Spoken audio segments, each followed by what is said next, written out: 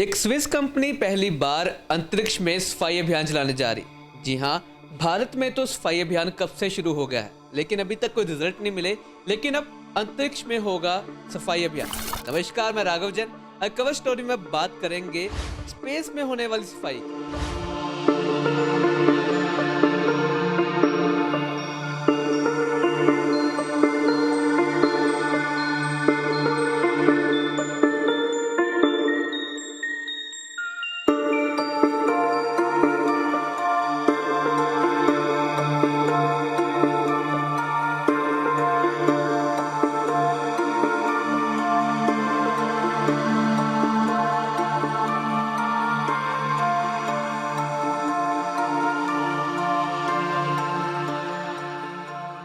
बता दें कि एक स्विस कंपनी पहली बार अंतरिक्ष में सफाई अभियान चलाएगी। यूरोपीय स्पेस एजेंसी ने कहा है कि वो स्विस स्टार्टअप के प्रतिनिधियों के साथ इस काम के लिए 8.6 करोड़ यूरो की डील पर दस्तखत कर रही है। आपको बता दें कि क्लियर स्पेस नाम की इस कंपनी को उम्मीद है कि 2025 में एक खास सैटेलाइट अंतरिक्ष में भेजी जाएगी जो पृथ्वी की कक्षा में घूम रहे कचरे को टुकड़ों को जमा करेगी। फिलहाल पृथ्वी की कक्षा में बेकार हो चुके सैटेलाइट और दूसरे तरह के कचरों के हजारों टुकड़े पृथ्वी का चक्कर लगा रहे हैं। इसके फिलहाल यहाँ पर कोई काम नहीं है, यहाँ तक कि अंतर्राष्ट्रीय स्पेस स्टेशन से टकराने का खतरा भी है। यूरोपियन स्पेस एजेंसी के महानिदेशक यॉन ने बीते दिसंबर में इस मिशन का ऐलान करते हुए कहा था कि कल्पना कीजिए समंदर में चलना कितना खतरनाक होगा अगर इतिहास में गुम हुए सारे जहाज पानी में अब भी मंडरा रहे हो। क्लियर स्पेस के संस्थापक और सीईओ ने भी चेतावनी दी है कि खतरा और बढ़ेगा, क्योंकि आने वाले सालों में सैकड़ों यहां तक कि हजारों सैटेलाइट भेजने की योजना है। उनके मुताबिक यह जरूरी है कि नाकाम हुए सैटेलाइट को बेहद भीड़ और वाले इलाकों से हटाकर बाहर निकाल जाए। कैसे होगी सफाई?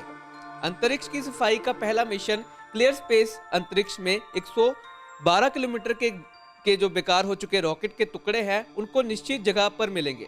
रॉकेट के इस टुकड़ों को वेस्पा कहा जा रहा है। जी हाँ, 2013 में एक सैटेलाइट को अंतरिक्ष तक पहुंचाने में इसने मदद की थी।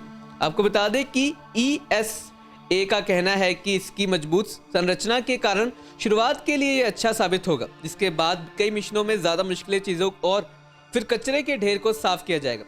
वेस्पा तक पहुंचने के बाद क्लियर स्पेस इसे पृथ्वी की कक्षा से खींचकर बाहर ले जाएगा, ताकि वातावरण में पहुंचने के बाद यह खुद को ही जलकर खत्म हो जाए। आपको बता दें कि यूरोपियन एजेंसी का कहना है कि अंतरिक्ष से कचरा खुद साफ करने के लिए तरीका विकसित करने की बजाय क्लियर स्पेस को भुगतान करने से ESA काम का नया तरीका निकालेगा। एजेंसी अपनी विशेषज्ञता और पहले मिशन के लिए भुगतान करेगी। आपको बता दें कि स्विस कंपनी बाकी का खर्च कारोबारी निवेशकों से हासिल करेगी।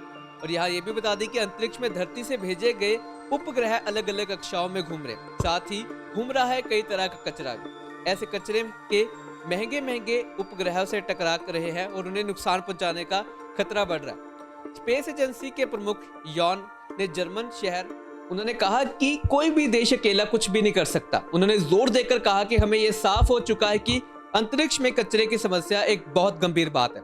1993 से ही हर 4 साल पर ESA ऐसी कॉन्फ्रेंस आयोजित करता है। इस 4 दिनों के आयोजन में करीब 400 इंजीनियर, वैज्ञानिक और यूनिवर्सिटियों के प्रबंधक हिस्सा लेते हैं। साथ ही अंतरिक्ष में अपने लोगों को भेजने वाले देशों से भी प्रतिनिधि डॉर्मस्टाट के सैटेलाइट कंट्रोल सेंटर में आते हैं। अंतरिक्ष में यह कचरा भी असल में इंसान की ही करनी है। अक्सर सैटेलाइट या रॉकेट के टूटे या बचे खुचे हिस्से की अंतरिक्ष पर बड़ा कचरा बन सकता है और बन चुका है। ESA अधिकारी बताते हैं कि इस बड़े कचरे के अलावा भी करीब 7,50,000 से छोटी चीजें अंतरिक्ष में घूम रही है, जो 1 से 10 सेंटीमीटर के कहे तो व्यास वाली होगी। ऐसी कई छोटी चीजें भी खतरा काफी बढ़ा सकती है। यह आमतौर पर बहुत तेज गति से घूमती है, जिसका मतलब हुआ कि इस रफ्तार पर छोटे से छोटा टुकड़ा भी विमान या उपग्रह जैसी चीज को नष्ट कर सकता है। इस साल जापान का अंतरिक्ष के कचरे को साफ करने का एक कहे तो प्रयोग विफल हो गया है।